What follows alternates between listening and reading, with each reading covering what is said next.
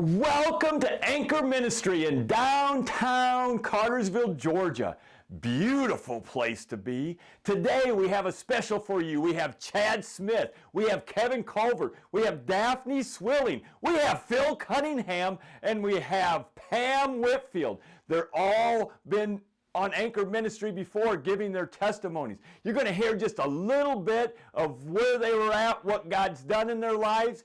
I want to encourage you to have a testimony. Everybody who's been born again has a testimony somewhere. The greatest testimonies are those who stayed with the Lord Jesus Christ and didn't go astray. We want to encourage you to text Anchor Ministry and let them know what you like about their programming, what you would like to see more in their programming. Text them. You can even email them at right here. And you can go to their website and see what God has been doing in the communities through them. The lowest point in my whole life was when I was 31 years old and my wife had left me with my kid. That was absolutely the lowest point in my life. And it was because of my drinking. I was a terrible alcoholic. I woke up at 9 o'clock every morning and started drinking beer until the liquor store would get open, and then switch over to liquor about noon and drink till I went to sleep every day. Life circumstances, I was getting ready to get married, I was getting ready to graduate college, and a baby just was not in the picture, was not in my future at that moment, and just happened to where I found myself pregnant. I had no relationship, and it just wasn't part of the picture. And in the room, going to the clinic that morning, the Lord gave me 3 opportunities to leave and to walk out and to save my child. But that didn't happen, unfortunately. And instead of walking down the hall where it said exit and I could leave the clinic for life, I turned to the room and the door of death, and my son was taken. It was my choice. It was a selfish decision. I regret it every day. It's not something I would recommend anyone to do for any reason. Well, it was May 25th, 1999, the C-Men, which is the narcotics squad in Cherokee County, came to my house. We had a meth lab at the house, and they came to the house, and we knew then that we was in big trouble. It was the end of the line. Yeah. Yep. And what was you thinking during this time? Oh, Lord, help me. I'd never been in trouble, but I knew we were in trouble. And at the time when they busted our lab, it was the first lab in Cherokee County, so they made a real big do about it. I mean, all the TV channels was there. There was helicopters flying all around. Oh, this ain't the first time you've been on TV. No. So how much time was y'all looking at? Well, I knew that I'd been in trouble my whole life for drugs, so I knew that if I ever got caught again, that I'd get a life sentence because of the habitual act. So no matter what they was going to give me for the drugs, I'd get a life sentence on top of that. Life sentence. Yeah. And what about you? I'd never been in trouble before. What did you think when you got in jail? I was scared to death. It started out innocent enough, in my family. My father was a big drinker. He would give me sips of beer when I was 5 years old. At 7 years old, I'm popping tops at the parties at the lakes and stuff like that. I got into a fight with a couple of kids, and he seemed to really put his stamp of approval upon that. And so it was just these mixed signals, from my parents. They would have never wanted the things to happen that did.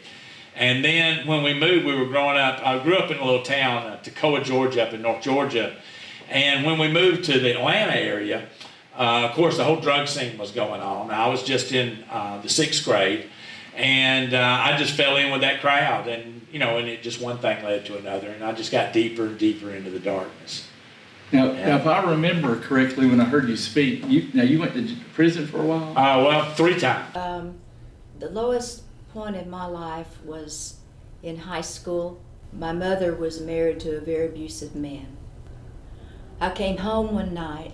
My mom's husband almost had killed her. She was lying on the floor in a pool of blood, and the only reason why she lived was that she pretended like she was dead. So I had a vendetta against that man. I was a born-again Christian at that time, but I told him over the phone, if you come by this house one more time, I'll shoot your head off. We were scared. He was threatening to burn the house down. He was a very mean, very demon-possessed man. And it affected all of us. I felt like I wanted to just run away from home, which I did. And I went on the road at that time and did a lot of things that I will talk about. That was very hard. It was hard for my mother, and it was so hard for my mother that she died from just trauma. She was not feeling well one day, and I took her to the hospital just to get checked out. She was doing just fine, and the next morning I got a phone call, and they said, you better get over here, your mother has stopped breathing. And when I got to the hospital, her doctor was standing there with a very stern look on his face, and she had passed away. The doctor was flabbergasted. There was nothing wrong with my mother. I think my mother just checked out. Worst thing that ever happened to me was probably being molested as a child by family members. So that's probably the worst thing that ever happened. How old was you? It started when I was 3. 3 years old? Mm-hmm. Yeah. Wow. Yeah. And how long did that go on? Until I was 14. Claire Culwell was an abortion survivor. And when she met her biological mother said if there was any other way out, she would have taken it. Another abortion survivor is Michelle Odom. Her biological mother said her biggest regret was not turning and running. The worst thing that ever happened to you in your whole life? I would say going to prison. Going to prison. Worst thing that ever happened to you? I mean, Couldn't think of nothing no worse. I can't. Losing your freedom. I mean, I've had cancer. I've lost loved ones. But going to prison, when I totaled it all up, it was the worst thing. But as Joseph said, they meant it for evil, but God meant it for good. I was still able to function. I was a functioning alcoholic, I guess you could say, or drug addict, or all of the above. But what I was doing was I was killing everyone around me, including myself. My doctor had told me that I had about 8 months before I went into liver failure. So the night that my wife left with my son, I had no care whatsoever. I was drunk. I didn't care. Good riddance is what I thought. It was only 2 or 3 days later, after I had dried out, that I realized what I had actually done. So when I was 25, I got real serious about my drinking. I owned a business, and I was doing very well to be so young.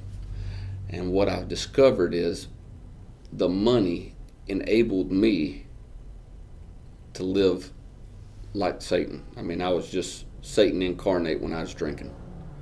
And the money was allowing me to do that. So that's the very first thing that God took away from me, was my business and my money. But what I didn't know is that the Lord had another plan for me, and He was coming for me. Yeah, so you know the sound that a bottle makes when it opens. Well, I heard that sound like I had every night for years before.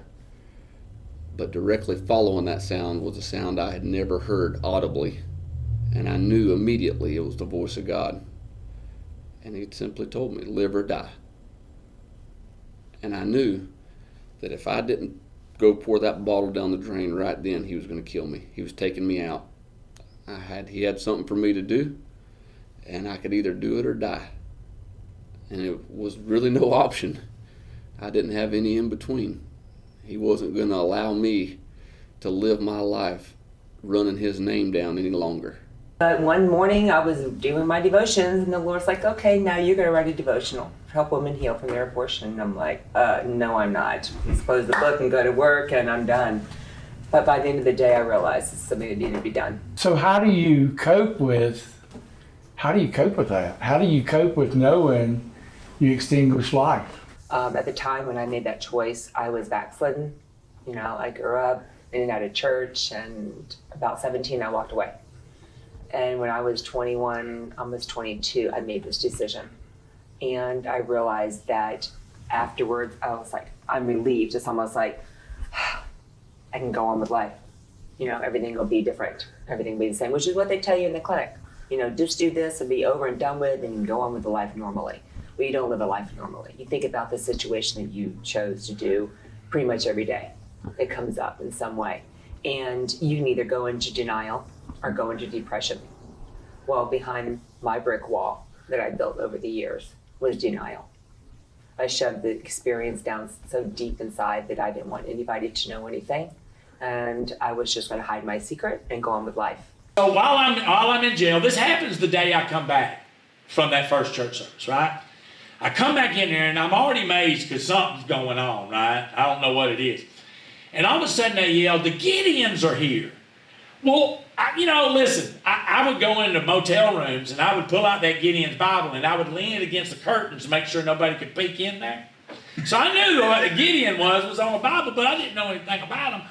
And so in my mind, I'm thinking there's going to be these long, white-haired guys like from, some kind of mystical movie. They're going to be glowing out there, like, what are the Gideons doing in jail? Floating. Yeah. And so it was amazing. All these guys line up and they're getting Bible studies. And so I come to the door and I look through the little hole and there's a guy out there and he does have a beard. He doesn't have long hair, but he is glowing. And his name was Johnny Ferguson. He's going on to be with the Lord now. And so I said, you're bringing Bible studies in here. And I said, how much are they? I had to take it a step at a time, one day at a time. And the whole time, understanding that my mother was in the middle of a divorce when this happened. So we didn't have enough time to get through the divorce to get his name off the will that gave him permission to live in the house should she die first. Well, she didn't. She died first with no divorce.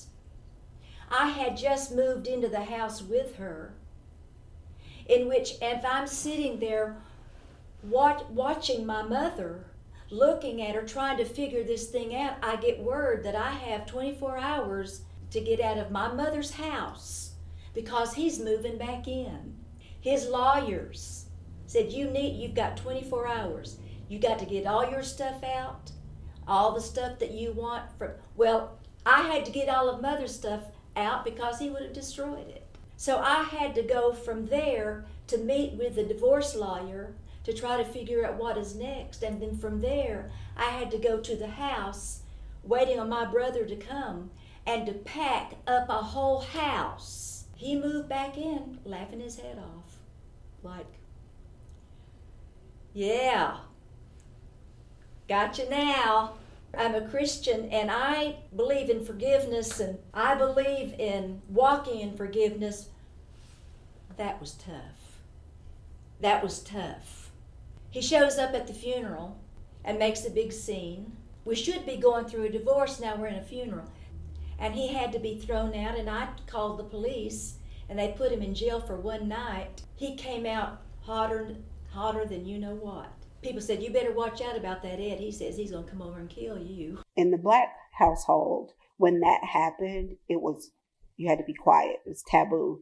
Couldn't say anything, especially when it's people in your family. Well, as a child, I just knew it wasn't right.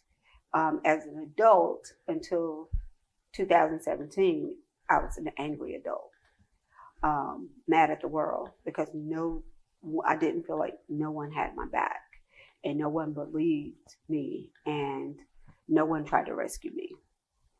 And so it wasn't until 2017 where I told God, I said, I'm tired of living this way and I'm tired of being angry and I'm tired of being physically exhausted by that being on my mind so much. And I asked God to heal me and release me of that. And he did. Prison was difficult in a lot of ways because, first of all, I have a family that loves me. Even when I messed up, my wife, my kids, they love me. And that's a big deal because the majority of men in prison don't have anyone but their mom that loves them. Wow. Because they burned every relationship. And so I had several men there tell me that I was the answer to their mom's prayer. Wow. Because their moms had been praying for someone to come to help their son. So you was teaching them in prison. Yeah, but here's the deal. When I first found out I was going to prison, I was told all along by my criminal attorney, you're not going to prison. First time offender, non-violent, you've made voluntary restitution, all that. But when I finally found out I was going, then I had a decision to make. Am I going to go in there and say, God, what's up? Why are you allowing this? Or am I going to go in there knowing, first of all, that there's consequences to sin, and I did steal money, and I deserve to go to prison. So I could go in there with a horrible attitude, or I could say, God, you've allowed this, so I want to shine for you in a dark place. Oh, wow. I want to make a difference in here. I want to not only grow myself in here, but I want to make a difference with these men that I'm going to be with 24 hours a day. Wow. So it's amazing. When we ask God to use us, He will use us. At work, and God spoke to me for the second time, and He said, I need you to remind this man of the promise he made me when he had cancer. Now, I didn't even know this man had cancer or had ever been sick. So I said, okay, all right, I'll do that. So I walked in and I told the man, I said, I got something I got to tell you. The Lord wants me to tell you that to remind you of the promise you made when you had cancer. He looked at me and said, I never made any promise to God. Oh, okay. So thanks a lot. You know, I don't know who was talking to me. It must not have been God is what I thought, right? Well, that night, my phone rings, and I knew as soon as I looked down and saw his name, I knew. Because you don't call a crazy man at 9:30 p.m., right? I answered the phone. I said, hey, man, what's up? And he's crying. He's bawling, crying. He said, you're right. You're absolutely right. He said, my wife reminded me. He said, I told her about this holy roller that I met at work, and I told her what you told me, and she put her fork down and turned ghost white and said, don't you remember, before you went back into surgery, you did promise God that if He would heal you of this cancer, that you would spend the rest of your life singing for Him. He was a professional musician through the 70s and 80s and very famous. Had played with all the big names, presidential inaugurations, Good Morning America. He had done it all. And so I knew at that moment that God had sent me after him. And so now we were together. And we are still together, professionally and spiritually, for the rest of our lives. We're going to be hooked together until one of us leaves this earth. And me and him started playing together, and we still play together, usually every day. And so once that started, the ball just started rolling. God started sending us musicians into church that the church had never had before, and we've ended up forming our band, which is Copperhead Highway. It's a godsend. It's a devotional. It's the way the Lord is saying, I'm here. I forgive you. I love you. Let's go through healing together. Let's do this journey. You're not alone in this situation. There are plenty of retreats and Bible studies to help women and men go through healing for this decision so that they can find hope and they can have forgiveness from the Lord and they can have love and the things in their life that they need back. It's like the Great Exchange, which is what the cross is all about. This is the power that Jesus gives us, that he offers us forgiveness and love and acceptance and joy, when exact opposite reasons that we made that decision, or the decision was made for us, or we're forced upon us. Yeah. You know, it's him that gives us that hope. And realizing that it's a daily process. The book is full of devotionals. You could take this 13-week devotion and turn it into a year study. You can't forgive yourself for that decision.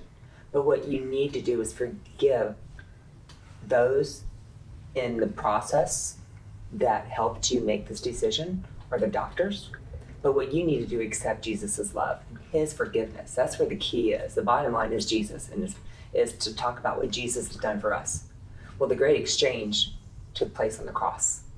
And it's what we need to do is to receive from Jesus everything that he has for us, And it's hard because, like you said, Bob, it's like, forgive myself. That's a tough decision. But the thing is you can't forgive yourself. Jesus paid the ultimate price and the ultimate sacrifice of forgiveness. And it is so simple that it's hard. Well, we went there the first week, and we really didn't know what they was talking about. I mean, I'd never even opened the Bible, really.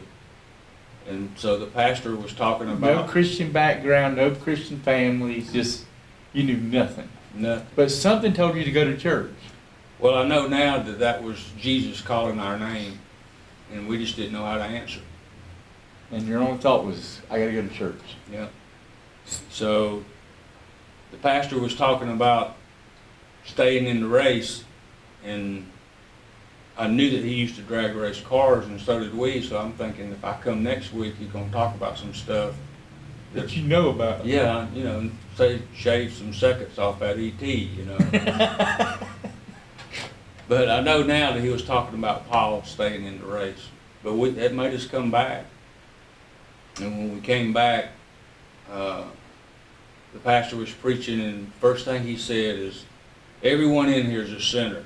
There's no one in here that's not a sinner. And I'm thinking, somebody done told him that me and Tammy was there. So we listened to the message, and when it got down to the end of the message, I don't even know what he was preaching on, really.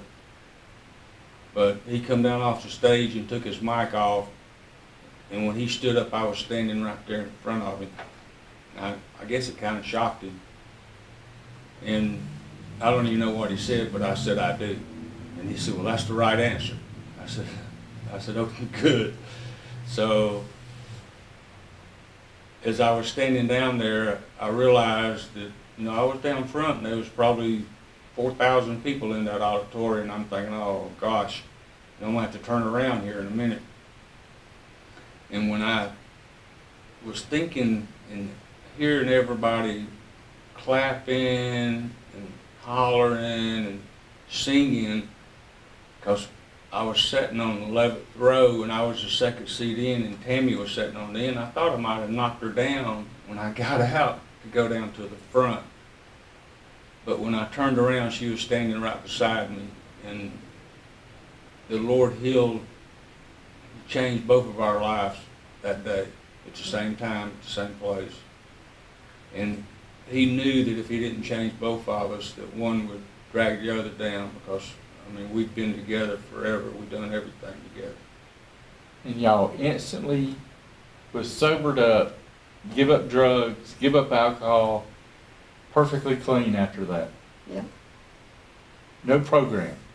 No program. I've been a drug addict for over 30 years, and September 19th, hadn't drank anymore, hadn't smoked, done no drugs, no pornography, and only time I cuss is she makes me.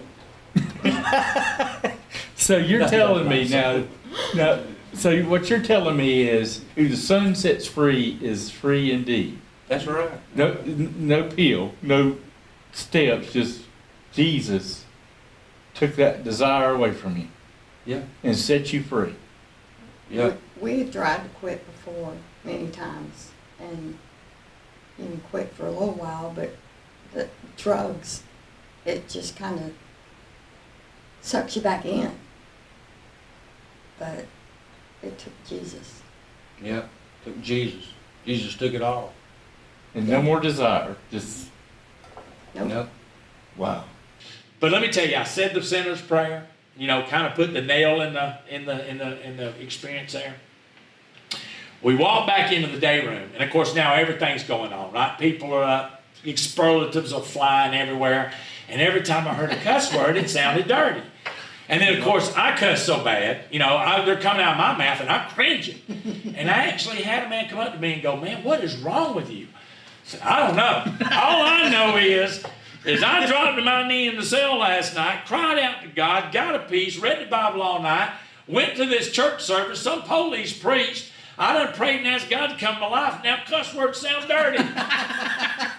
That's good. And I'm going to tell you something. From that moment on, God started changing my life. And he gave me a hunger and a fascination with his word. And I imagine I probably read it more than most people because I had more time because I was in prison during the first time studying the word. And now as a pastor, I have, 15 to 20 hours a week to study the word. And I'm more fascinated by it now than I ever have been. And there's just no end to the depth of it and the life-changing that it does in our lives. I don't remember actually at a moment of time seeing Jesus come into my heart. It's crazy, but and all of my experiences with the Lord has been outside the church building. I've just always known him. I know that's as far back as I remember. I was always talking with him. Always, he was with me. It would have been real young, real young. But I had a praying grandmother, my mother's mother in Dalton, Georgia, which I stayed with my grandmother and grandfather all the summers when I'd come down from Chattanooga, and I'd go to church with her. They didn't even know that was possible. God lets things happen and lets them happen to you. Yeah. So you can be the person that leads them. That's awesome. I mean, there's no, they say all the time, Miss Pam, it is really because of you that we're where we are. Wow. And he used my brokenness, and I tell anybody, and I was telling my friends a few weeks ago, I'm like, serving saved me. I didn't have time to have a pity party over my sons because I threw myself into being a servant. I hope you enjoyed this episode. We have to know and understand that all things work together for those who love God and are the called according to his purpose. Does that mean that everything we go through we can blame on God because he caused it? Well, that's a debate for another show. We have to know and understand that our testimony is not our past. Our testimony is what God did that changed us from a person over here to the person over here. The Bible says that we are a new creation in Christ. It says that all the old things pass away and everything becomes new. You can say that, well, maybe I was good and not too bad back here. But that doesn't matter because all of our righteousness is but filthy rags unto the Lord. Take a walk.